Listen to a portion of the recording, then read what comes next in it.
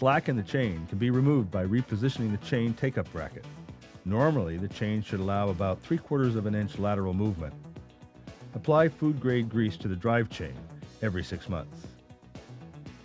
The grease seals for the drive shaft in the wash chamber are already packed leaving the factory.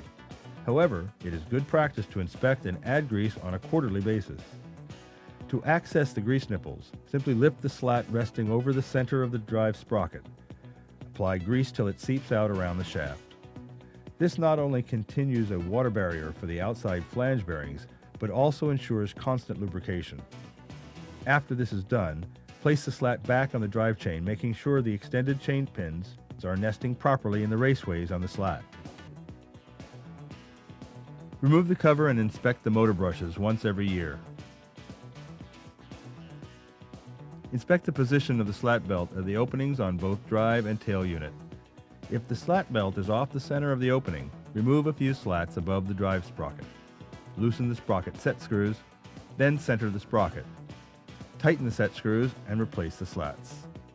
Repeat the same procedure at the tail unit. The detergent feed pump located within the drive unit controls the amount of detergent dispensed. The detergent flow can be adjusted by setting the desired value. Make sure that these fittings are tight to avoid leakage and priming problems. The drip should look something like this. The wash tank water mixing supply unit comes complete with built-in check valves and flow controls. The flow controls can be found on the underside between the incoming supply lines.